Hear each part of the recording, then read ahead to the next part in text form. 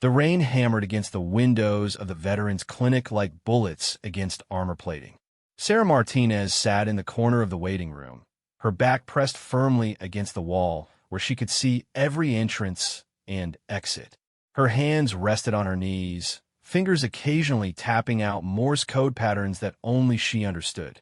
The other veterans around her shifted uncomfortably in their plastic chairs, some staring at phones, others lost in memories that played behind their eyes like broken films. Sarah's appointment was in 15 minutes, but she'd been here for 2 hours. Early arrival was a habit she couldn't shake, a tactical advantage that had kept her alive in places where being late meant being dead. She studied the faces around her, reading body language like a language she'd learned to speak fluently in the deserts of Afghanistan and the mountains of Iraq. To her left sat Marcus, a former Army Ranger whose left leg ended just below the knee. His prosthetic was visible through his jeans, and he wore his Purple Heart pin on his jacket like a badge of honor. Across from her, James shifted constantly, his eyes darting to the door every few seconds. The telltale signs of hypervigilance that Sarah recognized because she saw them in her own mirror every morning. But none of them looked at her the way they looked at each other. There was no nod of recognition, no veteran-to-veteran acknowledgement. In their eyes, she was just another woman in the waiting room, probably here for her husband or boyfriend. The assumption stung more than she cared to admit. Sarah Martinez? A voice called from the hallway. She stood smoothly, her movements economical and precise. Years of military training had ingrained a way of moving that never completely faded, even in civilian clothes. Her therapist's office was at the end of the hall, past a gallery of photographs showing wounded warriors and motivational quotes about healing and hope. Dr. Elizabeth Chun had been treating veterans for 15 years. She was a small woman with kind eyes who had earned the respect of even the most hardened soldiers through her genuine understanding and refusal to offer empty platitudes. Sarah had been seeing her for 6 months, though progress felt glacial. "How are you sleeping?" Dr. Chen asked, settling into her chair across from Sarah. "Same as always." Sarah's voice was steady, controlled. She'd learned early in her military career that showing weakness was dangerous, and old habits died hard. The nightmares? Sarah's jaw tightened almost imperceptibly. The nightmares were getting worse, not better. She could still feel the sand in her mouth, hear the screaming, smell the metallic scent of blood mixed with cordite and fear. But admitting that felt like admitting defeat. "They're manageable." Dr. Chan made a note, her pen scratching against the paper. "Sarah, we've talked about this. Healing requires honesty, especially with yourself. You can't command your way through trauma." The words hit harder than they should have. Sarah had spent 3 tours as a Navy SEAL medic, one of only a handful of women who had earned the right to serve alongside the most elite warriors in the military. She had saved lives under enemy fire, performed surgery in the back of moving vehicles, and carried wounded teammates to safety through hostile territory. If she couldn't command her way through this, what did that make her? "I know you think I don't understand, Dr. Chun continued, "but I've seen what you've seen reflected in the eyes of hundreds of veterans who've sat in that chair. The difference is, most of them had their brothers in arms acknowledge their service. You're fighting a war on 2 fronts, the one inside your head and the one against people who refuse to believe you were ever in combat at all." Sarah's hands clenched into fists before she consciously relaxed them. It was true. Even among other veterans, she faced skepticism. Women in combat roles were still relatively new, and female SEALs were even rarer. People looked at her 5'6" frame and saw a nurse, maybe your support personnel. They didn't see the operator who had earned her trident through the same hell that forged every other SEAL. "Tell me about the incident with the VA benefits office," Dr. Chun said gently. Sarah's stomach twisted. The incident had happened 3 weeks ago, and she still felt the shame burning in her chest. She'd gone to the VA office to apply for disability benefits for her hearing loss and the shrapnel scars that covered her left shoulder and arm. The clerk, a middle-aged man with soft hands and skeptical eyes, had looked at her paperwork with barely concealed disbelief. "Combat medic?" he'd asked, his tone suggesting she'd made an error on the forms. "Navy SEAL medic," she'd corrected, keeping her voice level. The man had actually laughed. "Lady, I don't know what game you're playing, but women aren't SEALs. Maybe you were attached to a SEAL unit as a nurse or something, but this paperwork is asking for actual combat veterans." The room had gone silent. Other veterans in line behind her had turned to stare. Sarah had felt the familiar rage building in her chest, the same fury that had powered her through Hell Week and kept her alive in firefights. But instead of defending herself, instead of producing her DD-214 and shoving her service record in the man's face, she had simply turned and walked away. The shame of that moment still burned. She had faced down Taliban fighters and treated casualties under mortar fire, but she couldn't find the strength to defend her own service record to a bureaucrat who'd never heard a shot fired in anger. "I should have said something," she told DR. "Chun," her voice barely above a whisper. "Why didn't you?" The question hung in the air between them. Sarah knew the answer, but saying it out loud felt like admitting a weakness that could get people killed. In combat, doubt was poison. Hesitation meant death. But here, in the safety of a therapist's office, she had to learn a different kind of courage. "Because part of me is starting to wonder if they're right," she admitted. "When everyone around you treats your service like a lie, when people look at you like you're delusional or attention-seeking, it gets inside your head. What if I'm remembering it wrong? What if it wasn't as bad as I think it was? What if I don't deserve help?" Dr. Chin leaned forward, her expression intense. "Sarah, I've read your service record. I've seen the commendations, the after-action reports, the medical files. You saved 17 lives in direct combat situations. You received 2 Bronze Stars and a Purple Heart. You completed 3 of the most dangerous deployments in modern military history. None of that is in question. Then, why doesn't it feel real anymore?" The question escaped before Sarah could stop it, and she immediately regretted the vulnerability. But Dr. Chin didn't judge. She simply nodded, as if she'd been waiting for this moment. "Because trauma doesn't just wound your body, Sarah. It attacks your sense of identity, your understanding of your place in the world. When society refuses to acknowledge your experience, it compounds that trauma. You're not just dealing with what happened over there. You're dealing with the invalidation of everything you sacrificed for your country." Sarah felt tears threatening and blinked them back hard. Crying was another luxury she couldn't afford, another sign of weakness that had been trained out of her years ago. "The other veterans," she said, changing the subject. "In the waiting room. They look right through me. Have you tried talking to them? What would I say? Hey, I know I look like a soccer mom, but I used to treat sucking chest wounds while people shot at me. They'd think I was crazy." Dr. Chan was quiet for a long moment, considering. "What if they didn't? What if they understood better than you think they would?" "It doesn't matter. Even if they believed me, I'd still be the outsider. I'd still be the woman who took a spot that could have gone to a man. I'd still be different." The session continued for another 30 minutes, covering familiar ground. Dr. Chan was skilled at drawing out Sarah's thoughts and feelings, but changing them was a different matter entirely. By the time Sarah left the office, she felt drained and hollow, as if the conversation had carved out pieces of her that she couldn't afford to lose. The waiting room was mostly empty now, just Marcus still sitting in his corner chair. He looked up as Sarah passed, and for a moment their eyes met. She saw recognition there, not of her specifically, but of something familiar. The 1,000-yard stare, the careful way she moved, the hypervigilance that never quite went away. "Rough session?" he asked quietly. Sarah paused, surprised by the question. "They all are." Marcus nodded. "Yeah, I get that. Dr. Chin's good, but sometimes talking about it makes it worse before it gets better." He shifted in his chair, his prosthetic making a slight mechanical sound.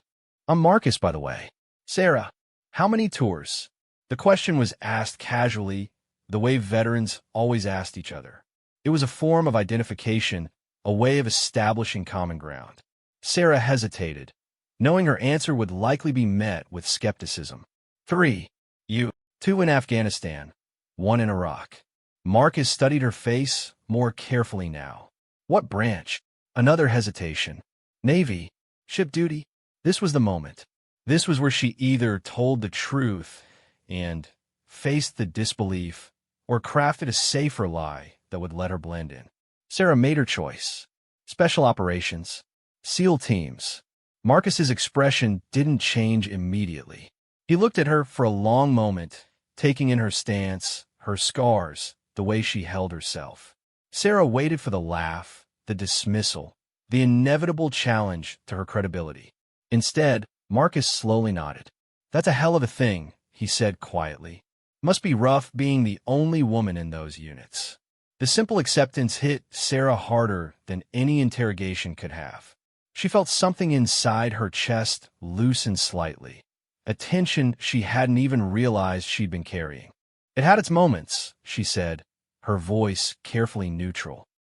"You bet." Marcus was quiet for a moment. "My squad had a female medic attached for part of my second deployment. Toughest soldier I ever served with. Saved my ass more than once." He looked down at his prosthetic. "Different medic who patched me up after this happened, but same breed. You all have ice water in your veins." Sarah felt tears threatening again and swallowed hard. "We just do the job." "Yeah, but you do it better than most."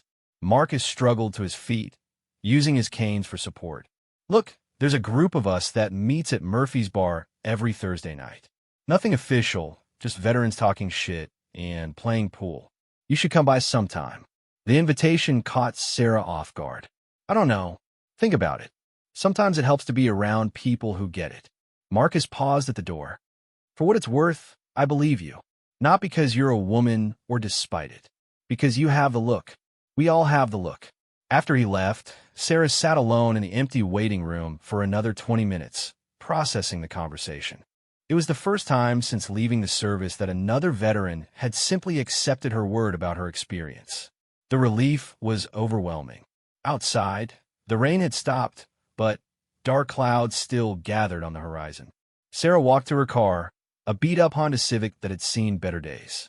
Her military pension covered the basics, but she'd been unable to hold down a civilian job for more than a few months. The hypervigilance that had kept her alive in combat made ordinary workplace interactions feel like navigating a minefield. As she drove home to her small apartment across town, Sarah thought about Marcus's invitation. Part of her wanted desperately to accept, to find a place where she belonged again. But another part, the part that had learned to protect itself through isolation, warned against hope. How many times had she let her guard down only to be disappointed? Her apartment was a studio on the third floor of a building that had been better days decades ago. The walls were thin, and she could hear her neighbors' televisions and arguments through the drywall. She'd chosen the place specifically because it was affordable and defensible, one entrance, windows that faced the street, neighbors who minded their own business. Sarah's living space was spartanly furnished, but meticulously organized. Everything had its place, and she could navigate the apartment in complete darkness if necessary. Old habits died hard, and some habits had kept her alive long enough to develop PTSD about them. She made dinner from a canned beef stew that barely qualified as food, but contained enough calories and protein to sustain her. As she ate, she thought about the conversation with Marcus, replaying his words and analyzing his body language for signs of deception or mockery. Finding none, she was left with the uncomfortable possibility that his acceptance had been genuine. The evening news droned in the background, full of political arguments and celebrity scandals that felt meaningless after what she'd seen and done. Sarah turned it off and sat in silence, listening to the sounds of the city beyond her windows. Cars passing, sirens in the distance, the low murmur of life continuing around her while she remained separate from it. At 9 o'clock, she began her evening routine. First, she checked all the locks on her door and windows, testing each one twice. Then, she laid out her clothes for the next day, folding them with military precision. Finally, she sat on her bed and disassembled and cleaned her sidearm, a Glock 19 that she kept loaded and within easy reach. The weapon maintenance was meditative, requiring just enough focus to quiet her racing thoughts. Each component was examined, cleaned, and reassembled with practiced efficiency. It was one of the few activities that still felt familiar, that still connected her to the person she used to be. As she prepared for bed, Sarah caught her reflection in the bathroom mirror. The woman looking back at her was tired, hollow-eyed, older than her 32 years. Scars from shrapnel wounds traced pale lines across her left shoulder and down her arm. Her hair was shorter now than she'd worn in the service, but still neat and practical. She touched one of the larger scars, remembering the IED blast that had given it to her. She'd been treating a wounded Marine when the second device went off, spraying metal fragments across the aid station. She continued working on her patient even as blood ran down her own arm, not stopping until he was stable and ready for evacuation. That Marine had lived. She'd never learned his name, never saw him again, but she'd gotten a letter through channels months later thanking her for saving his life. It was one of 17 similar letters she'd received over the course of her service. 17 families who still had their sons, husbands, fathers because of her actions under fire. Those letters were in a box in her closet, along with her medals and commendations. She rarely looked at them anymore. They felt like artifacts from someone else's life, proof of accomplishments that no longer seemed real or important. Sarah turned off the lights and lay down on her bed, fully clothed. Sleep was always a battle, a vulnerability she couldn't quite allow herself despite her exhaustion. The nightmares waited in the darkness, replaying moments of terror and loss in vivid detail. Sometimes she was back in the field hospital, working frantically to save lives while mortars fell around them. Other times she was pinned down in a firefight, calling for evac while her teammates bled out beside her. Tonight, as consciousness faded despite her resistance, Sarah found herself thinking about Marcus's words. We all have the look. She wondered what look she wore, what invisible mark identified her as a warrior to those who knew how to see it. In the civilian world, she felt invisible, dismissed, misunderstood. But maybe among other veterans, she was exactly who she'd always been. The last thing she remembered before sleep claimed her was the sound of rain beginning to fall again against her windows, like the percussion of distant artillery fire that had once been the soundtrack to her life. Thursday evening arrived with the kind of crisp autumn air that reminded Sarah of mountain operations in Afghanistan. She stood outside Murphy's bar for 15 minutes, watching through the windows as veterans gathered around pool tables and bar stools. Her palms were sweating despite the cool weather, and she'd changed clothes 3 times before settling on jeans and a plain black sweater that didn't draw attention. The bar was exactly what she'd expected, dimly lit, filled with the kind of comfortable chaos that came from people who understood each other without needing to explain. Neon beer signs cast colored shadows across worn wooden tables, and the jukebox played classic rock at a volume that allowed conversation without broadcasting it to the entire room. Marcus spotted her immediately and waved her over to a corner table where 4 other veterans sat nursing beers and telling stories. Sarah approached cautiously, every instinct telling her to maintain situational awareness while trying to appear relaxed. Guys, this is Sarah, Marcus said as she reached the table. Sarah, meet the crew. That's Tommy, served with the 82nd Airborne. Rodriguez, there was a Marine in Fallujah. Big Jim was Navy, he worked on destroyers. And the quiet one in the corner is David. He doesn't talk much about what he did, but we think he was something special forces. Each man nodded in acknowledgement, their eyes taking her measure in the way veterans always did with newcomers. Sarah recognized the assessment. Not hostile, but careful. These were men who had learned to read people quickly and trust slowly. What's your poison? Tommy asked, gesturing toward the bar. He was a tall, lanky man with premature gray hair and laugh lines around his eyes that suggested he'd found ways to cope with whatever he'd seen overseas. Beer's fine, Sarah said, settling into the empty chair they'd left for her. Whatever's on tap. Rodriguez returned from the bar with a pitcher and an extra glass. He was shorter than the others, built like a boxer, with the kind of alertness that suggested he'd seen serious combat. As he poured her beer, Sarah noticed the tattoo on his forearm, a Marine Corps emblem surrounded by dates and coordinates that probably marked battles she'd recognize. "So, Sarah," Tommy said, settling back in his chair, "Marcus says you served. What branch?"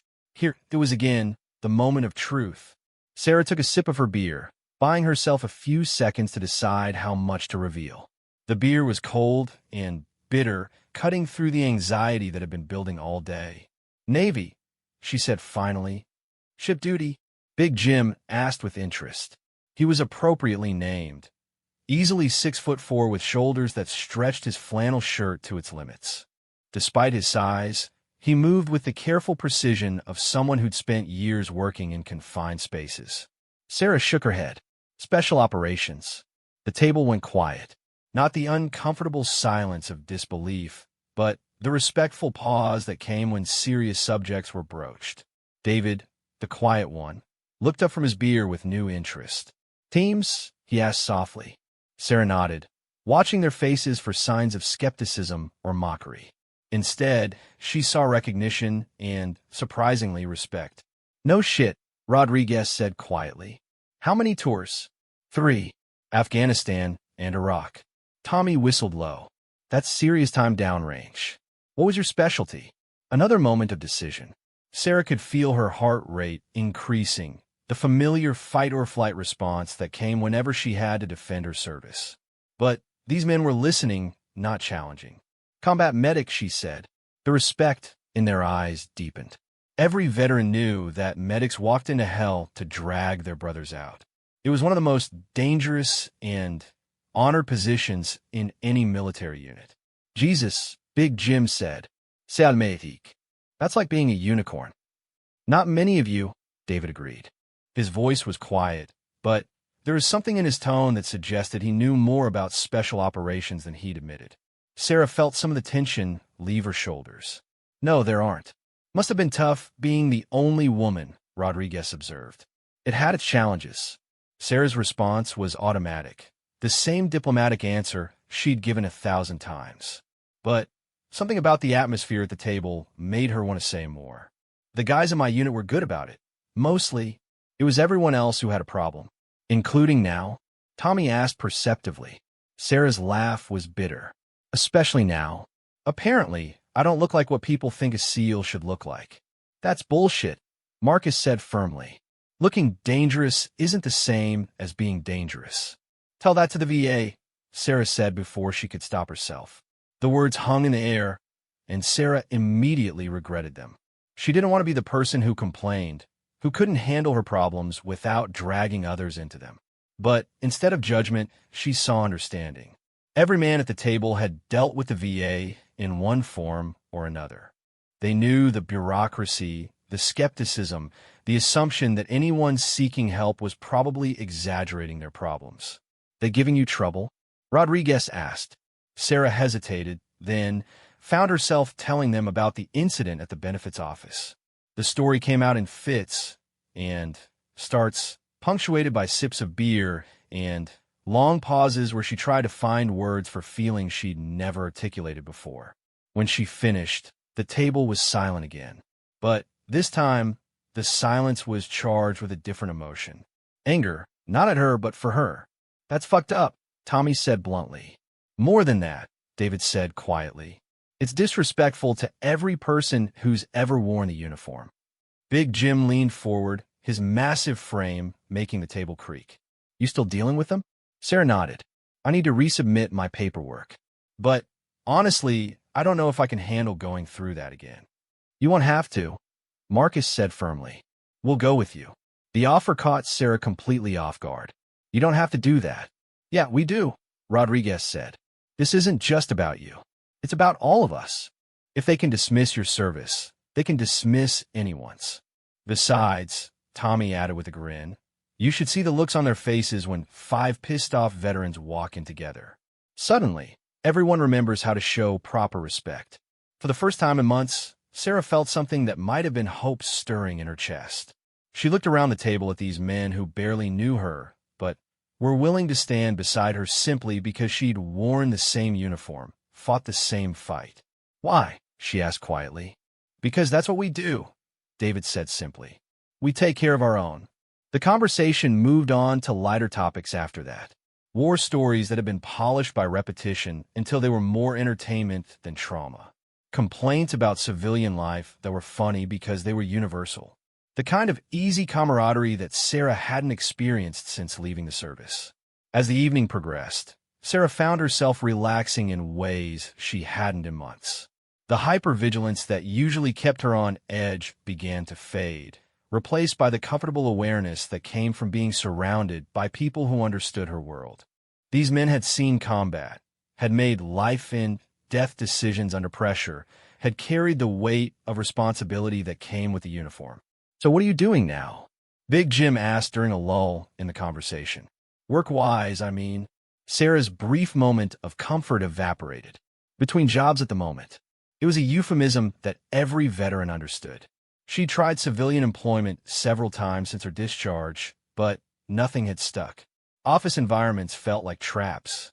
Customer service required a level of patience she no longer possessed.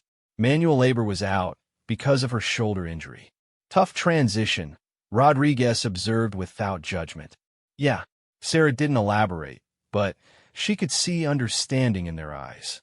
They'd all struggled with the same thing, trying to find purpose and identity in a world that didn't value their skills or understand their experience. "You ever think about contracting?" David asked quietly. Sarah looked at him more carefully. Contracting, private security, military consultation, the kind of work that paid well, but required connections and references that vouched for your abilities. "Don't have the contacts," she admitted. "Maybe you do now," he said simply. The implications of his words weren't lost on her. These men were offering more than just friendship. They were offering entry into a network, a brotherhood that took care of its own. It was the same support system she'd relied on in the military, adapted for civilian life. As the evening wound down, Sarah found herself reluctant to leave. The bar had become a sanctuary, a place where she could be herself without explanation or justification. When last call was announced, she felt the familiar dread of returning to her empty apartment and the sleepless nights that waited there. "Same time next week?" Marcus asked as they prepared to leave. "I'll be here," Sarah said, surprised by her own certainty. Outside, the autumn air had turned colder. The veterans dispersed to their cars with the casual, see-you-later farewells of people who would actually see each other again. Sarah watched them go, feeling something she hadn't experienced in a long time: belonging. As she drove home, Sarah thought about the evening. For the first time since leaving the service, she'd been in a room where her experience was valued, where her service was respected without question. The men at that table hadn't needed to see her DD 214 or hear war stories to believe her. They'd recognized something in her that civilians couldn't see. The invisible markers that identified someone who had served in harm's way. Her apartment felt different when she returned. Still small, still Spartan, but no longer quite as much like a prison. Sarah went through her evening routine with less urgency than usual, checking locks and windows, but without the paranoid intensity that had become her norm. As she cleaned her sidearm, Sarah found herself thinking about the future for the first time in months.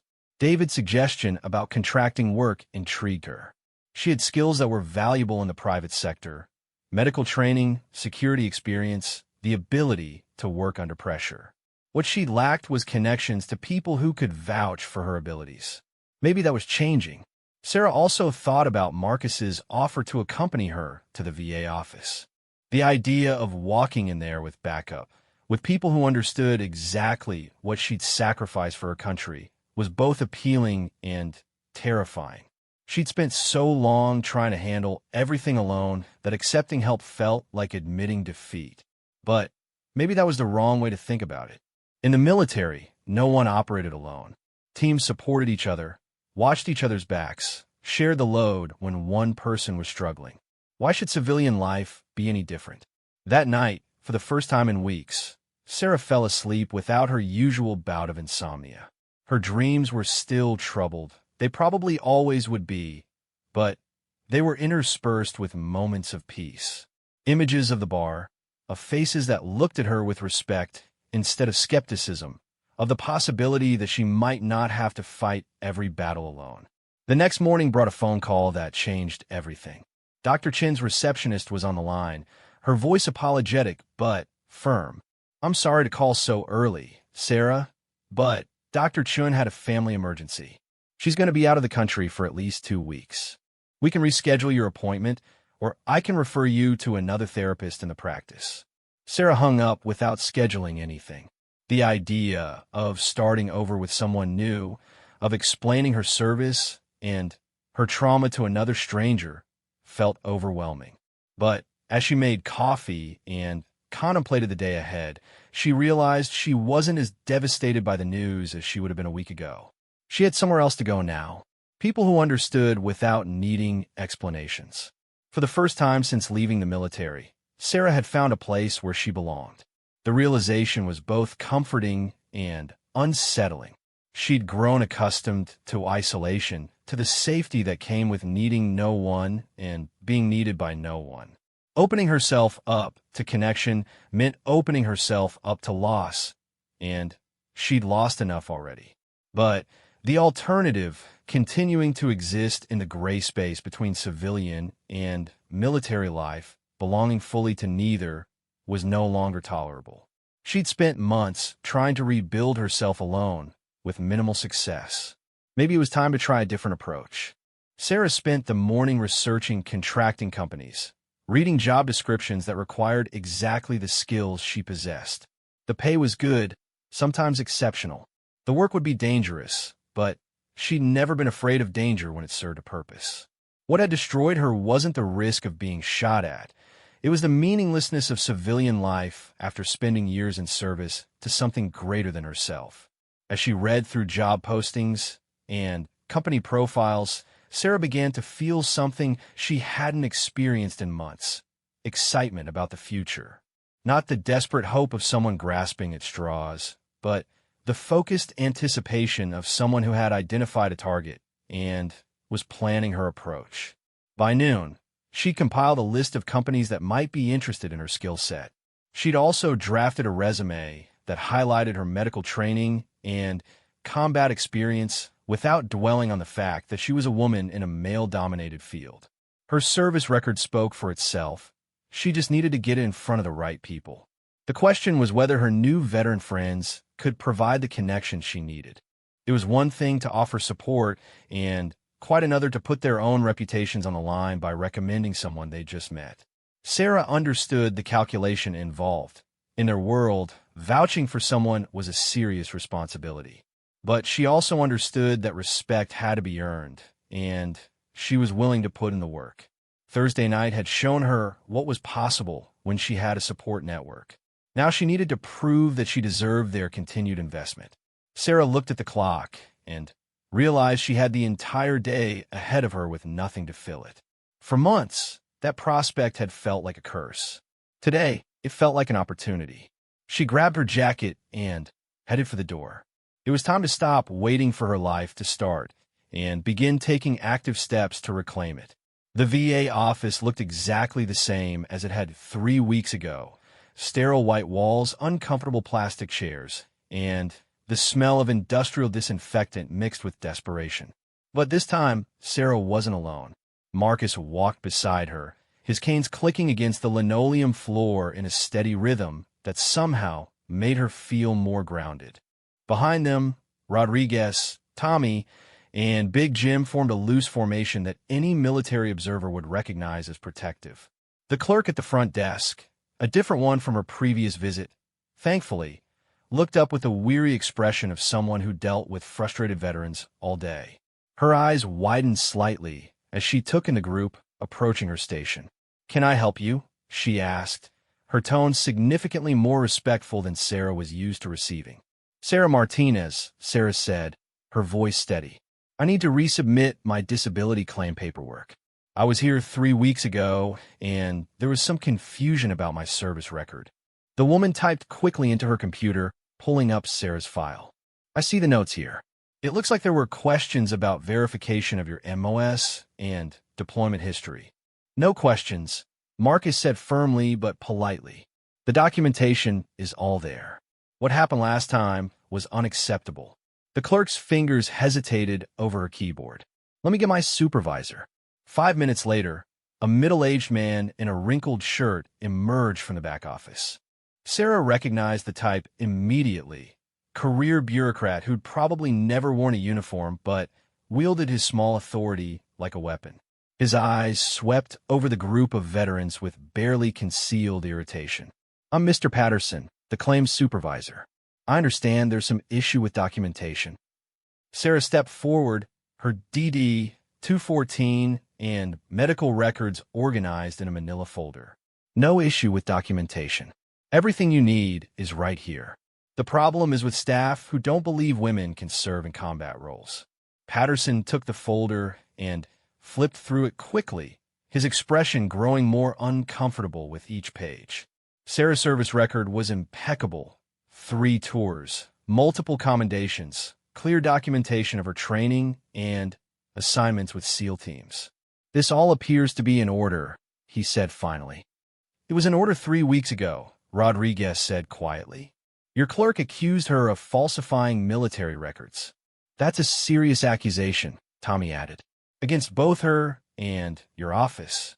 Patterson's face flushed slightly.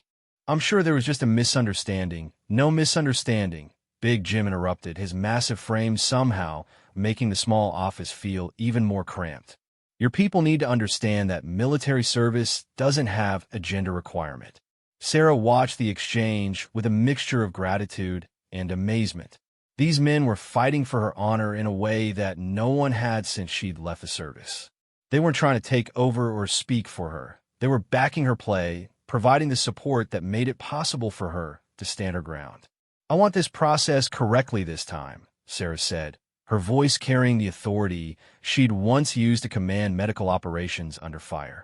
And I want documentation that shows exactly what was approved and why.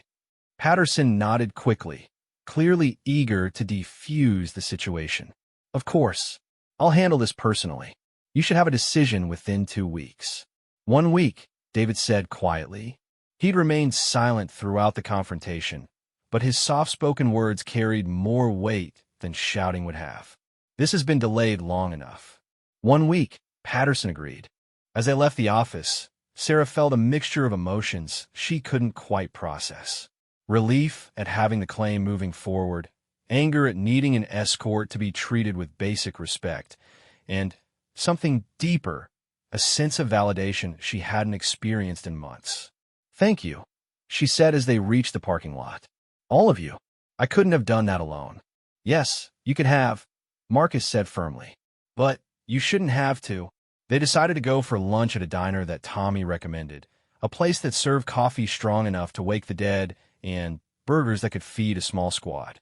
As they settled into a corner booth, Sarah found herself studying the men who had become her unlikely allies. I have a question, she said as they waited for their food. Why? I mean, really, why? You barely know me. The question had been bothering her for days. In the military, trust was earned through shared experience and proven competence. But these men had extended their support based on little more than her word and their recognition of something familiar in her bearing. You want the honest answer? Rodriguez asked. Sarah nodded. Because I've seen what happens to female veterans who try to navigate the system alone, he said. My sister served 2 tours in Iraq as an MP. When she came back, everybody treated her like she'd been filing papers in a safe office instead of running convoy security through Anbar province. She's still fighting for her benefits? Tommy asked. Rodriguez's expression darkened. She's not fighting for anything anymore. Killed herself 2 years ago. The table fell silent. Sarah felt the words hit her like a physical blow, recognizing the trajectory that Rodriguez was describing. The isolation, the dismissal, the gradual erosion of self-worth that came from having your service minimized and your sacrifice ignored. I'm sorry, Sarah said quietly. Not your fault, Rodriguez replied. But it could be preventable. If she'd had people backing her up, people who understood what she'd been through. He shrugged, but Sarah could see the pain in his eyes. Maybe things would have been different. What Rodriguez isn't telling you, Marcus said, is that he's made it his mission to help every female veteran he meets. But the truth is, we all have reasons. Big Jim nodded. My daughter's talking about enlisting. I want her to come home to a country that respects what she's done, not one that questions whether she really did it. And some of us, David said quietly, have worked with women in combat zones. We know what you're capable of. We know what you've sacrificed. Seeing that service dismissed is... He paused, searching for words. It's an insult to everyone who's ever worn the uniform.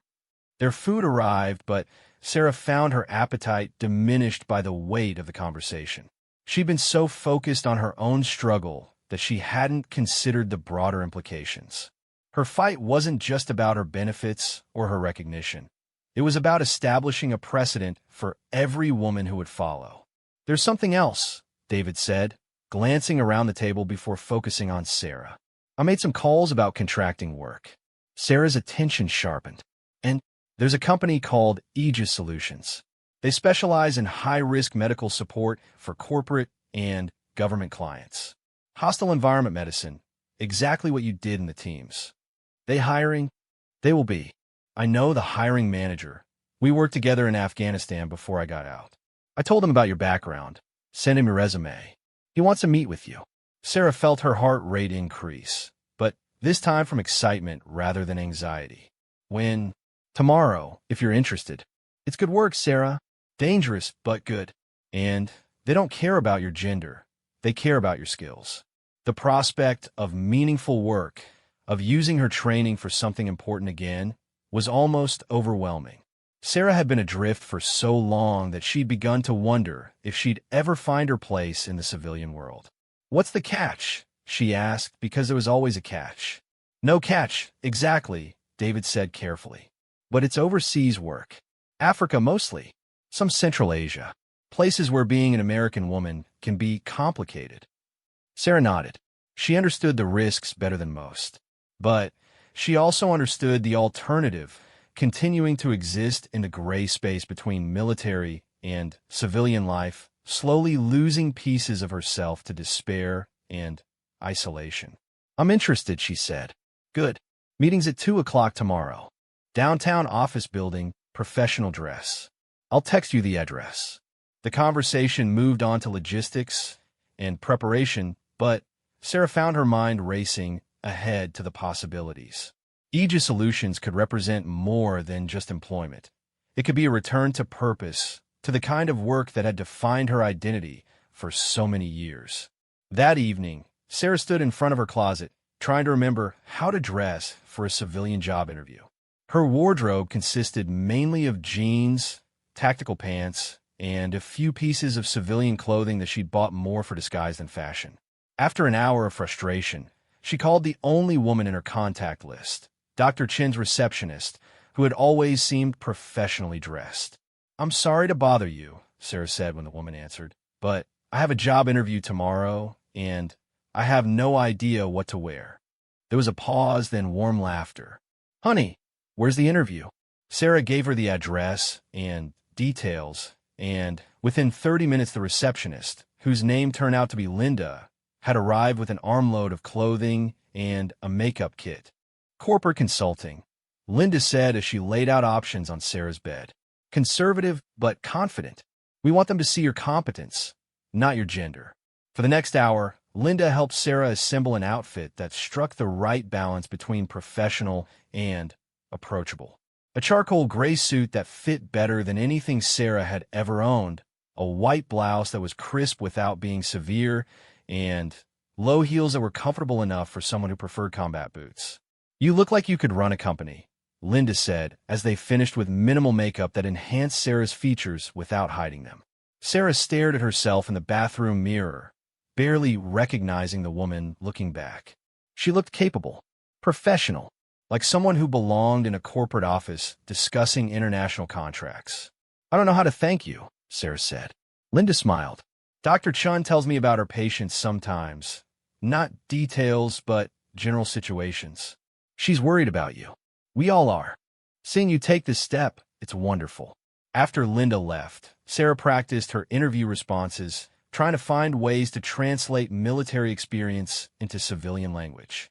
The challenge wasn't her qualifications. Her medical training and combat experience were exactly what Aegis Solutions needed. The challenge was presenting herself as the solution to their problems rather than a risk they needed to manage. She went to bed early but slept poorly, her mind cycling through possible interview scenarios and contingency plans. By morning, she felt more prepared for combat than for a business meeting, but she supposed the skills weren't entirely different. The Aegis Solutions office was located in a gleaming downtown high-rise that spoke of serious money and international connections. Sarah arrived 15 minutes early and spent the time in the lobby studying the company's mission statement and client list displayed on brushed steel plaques. Ms. Martinez, a woman, emerged from the elevator bank, professionally dressed and radiating the kind of confidence that came from working in a male-dominated industry. "I'm Janet Pierce, Mr. Coleman's assistant. He's ready to see you now." The elevator ride to the 32nd floor gave Sarah time to center herself. Using breathing techniques, she'd learned to manage stress in combat situations. By the time the doors opened, she felt ready for whatever the interview might bring. Robert Coleman's office overlooked the city from behind floor-to-ceiling windows that must have cost more than Sarah's annual income. He was younger than she'd expected, probably early 40s, with the kind of lean build that suggested he stayed in fighting shape. When he stood to greet her, Sarah noticed the way he moved, economical, alert, definitely former military. "Ms. Martinez, pleasure to meet you," he said, gesturing to a pair of leather chairs arranged around a small table. "David speaks very highly of your capabilities." "Thank you for taking the time to meet with me," Sarah replied, settling into the chair with the military bearing that had become second nature. Coleman studied her for a moment, and Sarah recognized the assessment. He was reading her the same way she'd been read by every military leader she'd ever served under, evaluating competence, resilience, reliability. "I've reviewed your service record," he said. "Impressive doesn't begin to cover it. 3 tours as a SEAL medic, multiple commendations, exemplary performance reviews. What I want to understand is why you want to work for us." Sarah had anticipated this question and had prepared an honest answer.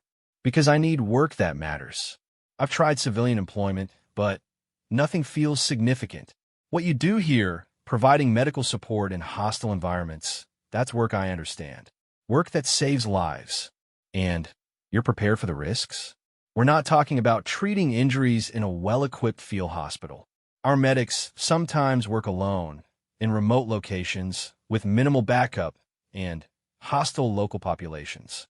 "I've done that before," Sarah said simply. Coleman nodded, making notes on a tablet. "Tell me about your most challenging medical situation in the field." Sarah chose her words carefully, describing a firefight in Afghanistan where she'd spent 6 hours treating casualties in a bombed-out building while insurgents maintained sporadic fire on their position. She talked about resource management, triage decisions, and the psychological challenges of staying focused while people died around her. When she finished, Coleman was quiet for a long moment. "How did you deal with the aftermath? Emotionally, I mean." The question caught Sarah off guard.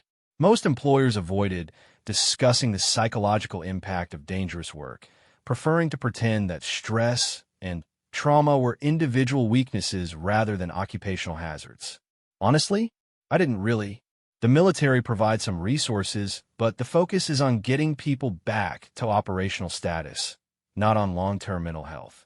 I'm working with a therapist now, trying to process some of that experience." "Good," Coleman said, surprising her. "We require ongoing psychological support for all our field personnel. The work we do can be traumatic, and pretending otherwise gets people killed. Self-awareness and willingness to seek help when needed are essential qualifications." The interview continued for another hour, covering technical medical scenarios, language skills, physical fitness requirements, and cultural sensitivity training. Sarah found herself relaxing as the conversation progressed, recognizing that Coleman understood both the work and the type of person required to do it effectively. One final question, Coleman said as they wrapped up. Are you prepared to work in environments where being an American woman makes you a target? Where your gender might be seen as a liability by both clients and local populations? Sarah had been waiting for this question throughout the interview. It was the elephant in the room, the concern that would determine whether she got the job regardless of her qualifications. Sir, I've been a target my entire military career. If it's not my gender, it's my nationality, my uniform, or just the fact that I'm armed and in their territory. Being underestimated because of my gender has actually been an advantage sometimes. People don't see the threat until it's too late. Coleman smiled for the first time during the interview. David said you'd say something like that. Am I that predictable? No, you're that competent. We'll be in touch within the week with our decision. As Sarah left the office, she felt something she hadn't experienced in months. Hope tempered by realistic optimism. She'd done well in the interview, presented herself professionally, and demonstrated that she understood both the requirements and the risks of the position.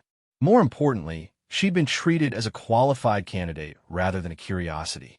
Coleman had questioned her readiness and capabilities, but not her right to be there. It was a level of professional respect that had become rare in her post-military life. The elevator descended past floor after floor of corporate America, each level representing a world that Sarah didn't fully understand but might soon become part of. The prospect was both exciting and terrifying, but for the first time in months, her fear was matched by anticipation rather than despair. The call came on Tuesday morning while Sarah was running her usual 5-mile route through the park. She'd started running again the week after her interview, partly for fitness and partly because the rhythmic pounding of her feet on pavement helped quiet the racing thoughts that still plague her nights. Ms. Martinez, this is Robert Coleman from Aegis Solutions. Do you have a few minutes to talk? Sarah's heart rate spiked, though whether from exertion or anxiety, she couldn't tell. Yes, sir, absolutely. Good news. We'd like to offer you a position as a senior field medic. The assignment would be a 6-month contract in South Sudan, providing medical support for a humanitarian infrastructure project. It's challenging work in a complicated environment, but the compensation is substantial. Sarah stopped, running altogether, leaning against a park bench to catch her breath. I accept. Coleman laughed. You might want to hear the details first. The base salary is $120,000 for the 6 months, plus hazard pay, plus full medical coverage. The assignment starts in 3 weeks, which gives us time for orientation and specialized training. The numbers hit Sarah like a physical blow. She'd been living on her military pension and struggling to pay rent on a studio apartment. The contract would pay her more in 6 months than she'd made in her entire final year of military service. What's the catch? She asked, because in her experience, when something seemed too good to be true, it usually was. No catch, exactly, but South Sudan isn't a vacation destination. Civil unrest, tribal conflicts, minimal infrastructure, and we'll be working in areas where Western medical personnel are sometimes targeted. You'd be based at a secure compound, but field work would require armed escorts and constant security awareness. Sarah found herself smiling for the first time in days. Sir, that sounds like a typical Tuesday from my previous career. I thought you might say that. Can you come in tomorrow morning to review the contract and begin processing? After hanging up, Sarah stood in the park for 10 minutes, trying to process the reality of what had just happened. She had a job. Not just any job, but work that would utilize her skills, challenge her abilities, and pay her enough to rebuild her life. For the first time since leaving the military, she had a clear mission and defined objectives. Her first call was to Marcus. He answered on the second ring, his voice slightly breathless, as if he'd been exercising. I got it, Sarah said without preamble. The job with Aegis Solutions. 6 months in South Sudan. No shit. Sarah, that's fantastic. We need to celebrate. I haven't even signed a contract yet. Doesn't matter. You earned this. When do you leave? 3 weeks. There's training and orientation first. Perfect. That gives us time to throw you a proper send-off. I'll call the guys. As word spread through her small network of veteran friends, Sarah found herself overwhelmed by their enthusiasm and support. Tommy offered to help her with gear selection. Rodriguez volunteered to drive her to the airport when the time came. Big Jim insisted on taking her shopping for appropriate clothing for the African climate. But it was David's response that surprised her most. He showed up at her apartment that evening with a bottle of bourbon and a serious expression. "Congratulations," he said, settling into one of her 2 chairs. "But we need to talk." "About what?" David poured 2 glasses of bourbon and handed one to Sarah. "About what you're walking into. I worked in South Sudan. It's not just dangerous, it's psychologically brutal. The poverty, the violence, the feeling of helplessness when you can't save everyone who needs saving. It breaks people." Sarah sipped her bourbon, studying David's face. "You think I can't handle it? I think you can handle anything. What I'm worried about is whether you should. You're just starting to heal from your last tour. Throwing yourself back into a combat environment might undo all the progress you've made." The concern in his voice was genuine, and Sarah appreciated it even as she disagreed with his assessment. "David, I haven't been healing. I've been existing. There's a difference." "Is there? You've been seeing Dr. Chun. You've connected with our group. You're sleeping better, according to Marcus." "That's not nothing." Sarah set down her glass and looked directly at David. "Do you know what I did yesterday? I sat in my apartment for 6 hours, staring at the wall, trying to remember why I should get out of bed. The day before that, I had a panic attack in the grocery store because someone dropped a can and it sounded like gunfire. This isn't healing, David. This is barely surviving." David was quiet for a long moment, swirling the bourbon in his glass. "And you think going back to a war zone is going to fix that? I think doing meaningful work again might remind me who I am, or who I was before all this." Sarah gestured vaguely around her sparse apartment. "I wasn't built for civilian life, David. I tried, but I'm not good at meaningless jobs and small talk and pretending that mortgage payments matter when people are dying somewhere else. People die everywhere, Sarah. You can't save them all." "No, but I can save some. And that's better than saving none while I slowly lose my mind in suburban comfort." David nodded slowly, recognizing the truth in her words. "Okay, but promise me something. Promise me you'll stay in touch with Dr. Chun while you're gone. Video calls, emails, whatever it takes. And promise me you'll come back." "I'll come back," Sarah said, though she wasn't entirely sure she believed it herself. The next few weeks passed in a blur of preparation and training. Aegis Solutions was nothing if not thorough. Cultural sensitivity classes, updated medical protocols, security briefings that covered everything from kidnapping prevention to improvised explosive device recognition. Sarah absorbed it all with the focused intensity that had made her successful as a SEAL medic. She also spent time saying goodbye to the life she'd built, such as it was.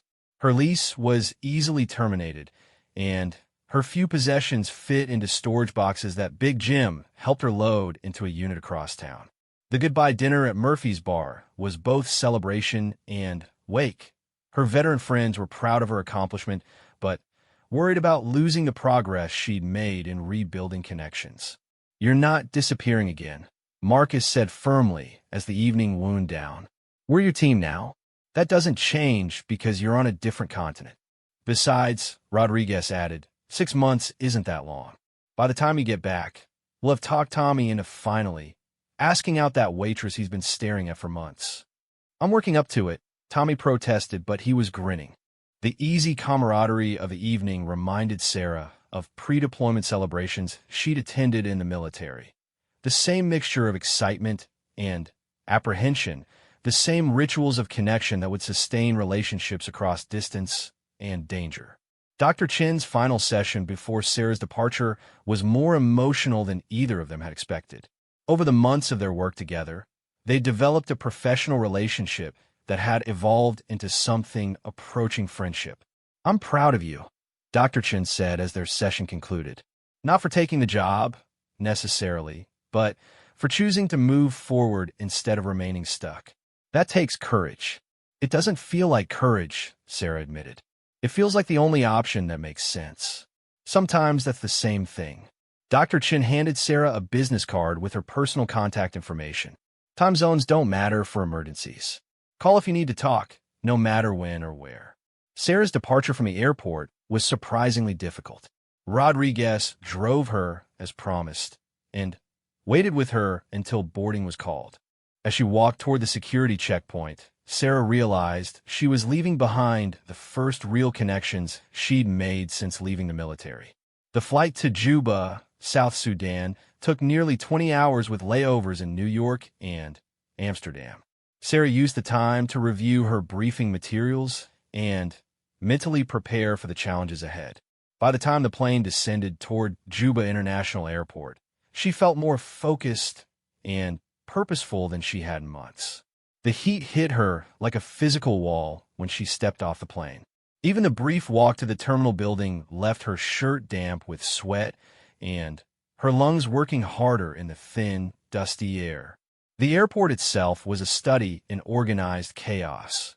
United Nations personnel, aid workers, contractors, and locals all moving through a space that seemed barely adequate for half the traffic it handled. Sarah's escort was waiting beyond customs.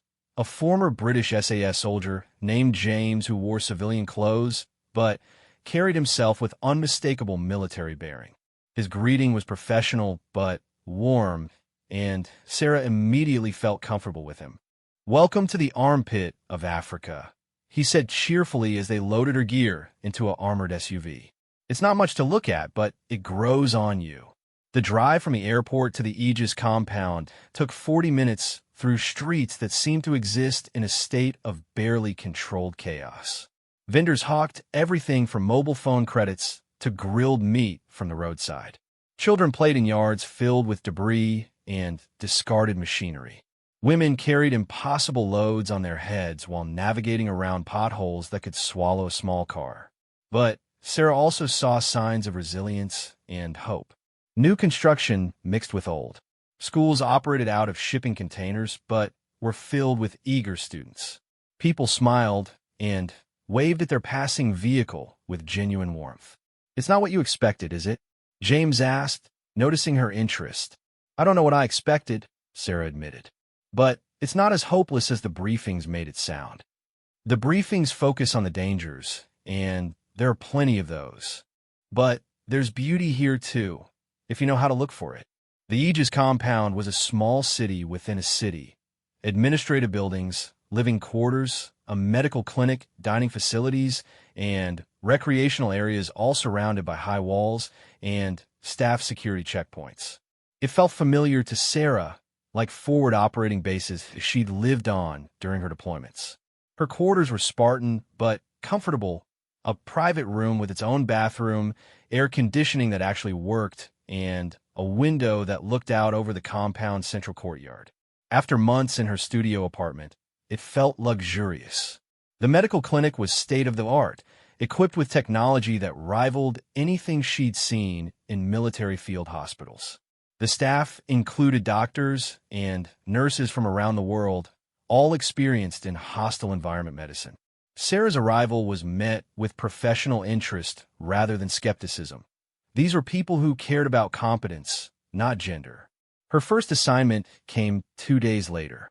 A village about 60 kilometers from Juba was experiencing an outbreak of suspected cholera.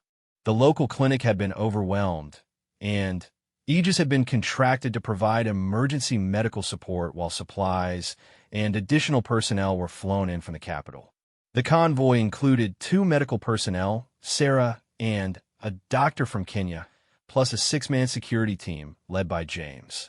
The vehicles were armored and equipped with communication gear that would keep them in contact with the compound throughout the mission.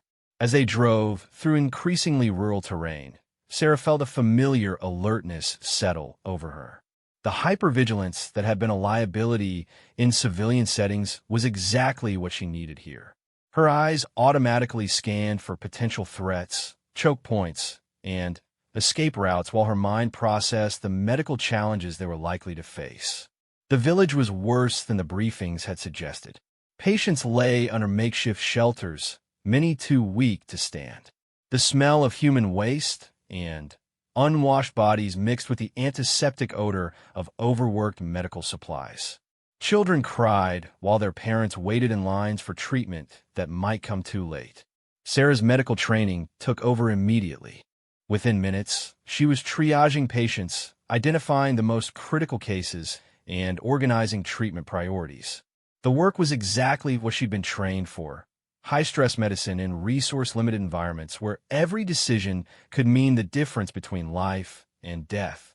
For the next 8 hours, Sarah worked without stopping.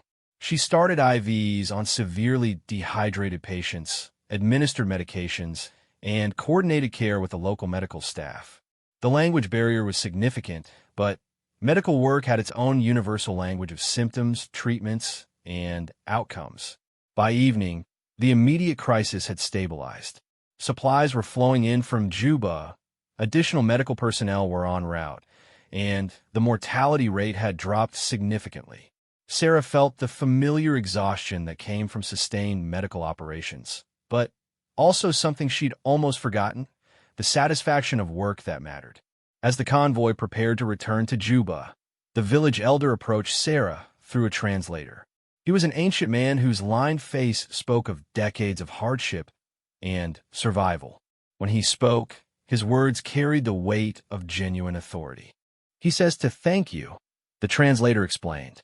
"He says his granddaughter is alive because of your work today. He wants to know your name so his family will remember it." Sarah felt tears threatening and blinked them back, maintaining the professional composure that had served her throughout her military career. But inside, something that had been dormant for months began to stir back to life. "Tell him my name is Sarah," she said. "Tell him it was an honor to help."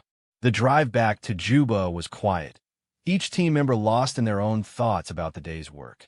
Sarah stared out the window at the African landscape, watching villages and farms pass by in the gathering darkness. For the first time since leaving the military, she felt like she was exactly where she belonged. That night, she called Dr. Chun from her room in the compound. Despite the time difference, the therapist answered immediately, her voice warm with concern and curiosity. "How are you holding up?" Dr. Chun asked. Sarah considered the question carefully. "Better than I have in months. Today was hard, but it was good hard. Meaningful hard. And the trauma? The nightmares? Still there. I don't think they're going anywhere. But they feel different here. Like they're part of a larger story instead of the whole story."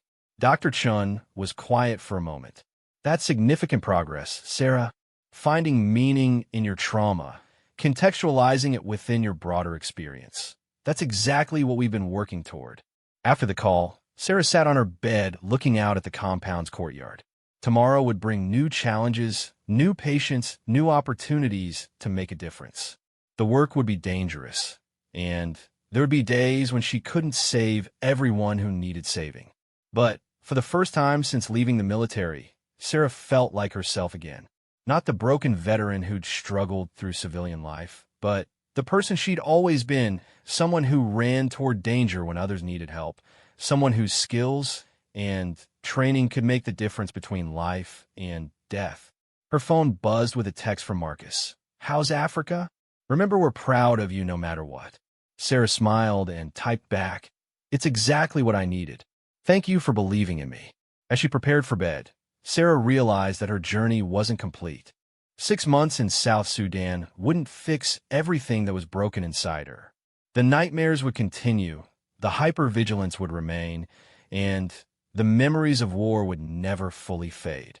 But she found something essential that had been missing from her civilian life: purpose, meaning, and the knowledge that her training and experience could still save lives. She'd also discovered that healing didn't necessarily mean forgetting or returning to who she'd been before. Sometimes it meant accepting who she'd become and finding new ways to make that person useful to the world.